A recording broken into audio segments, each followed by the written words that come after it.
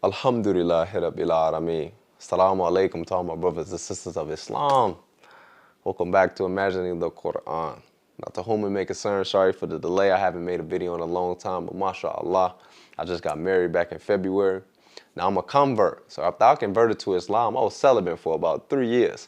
It was the hardest thing I had to do in my life, but mashallah, I did it. But that's just a testament that when you sacrifice and you strive for the sake of Allah, inshallah, He'll give you whatever you want. Now to the task at hand today. I want to speak on the ignorance of mankind because like I always say, as much as we may think we know, at the end of the day, we really know nothing.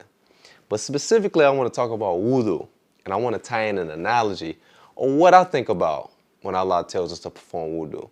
So let's draw our attention to Surah 5, Ayat 6, for Allah tells us to do so. Let's check it out.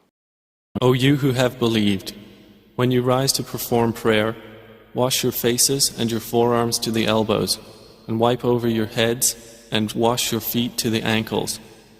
Now, since my channel is called Imagining the Quran, I can't help but to do so. So when I think of wudu, I think of a game called laser tag. If you don't know what laser tag is, you got two teams, you got equipment, they give you a laser tagging gun, and your job is simply to tag as many people as you possibly can to ultimately win the game. But before you play the actual game, they take you in this room. Now this room got these special lights, and it'll show you things that you wouldn't be able to see outside in the sun. Like you can see all the bacteria on your clothes, on your skin, all in your fingernails and everything, and it's filthy.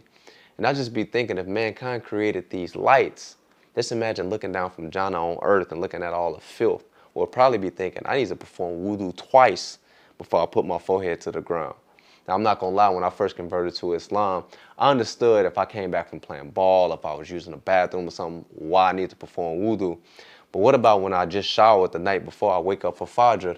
Why do I got to perform wudu again? But Allah subhanahu wa ta'ala tells us in that same ayat why it's important to do so. Let's continue. Allah does not intend to make difficulty for you, but He intends to purify you and complete His favor upon you, that you may be grateful. Now, it's one part of that ayat that I think is mad important. Allah telling us, I'm not trying to place a burden upon you. There'll be times in my life where I straight felt like wudu was an inconvenience. I'm not going to lie.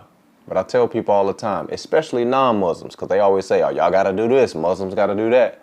I tell them, Allah is not an egotistic being that's just telling you, hey, do this because I said so. He's telling us because it's actually better for us, no matter how much we can comprehend it. That's why I mentioned the ignorance of mankind in the beginning. So no matter what He's telling us to do, no matter how much of an inconvenience it is for your life, just understand He got our best interests at heart. I love y'all for the sake of Allah, and until next time, Assalamu alaikum wa rahmatullahi wa barakatuh.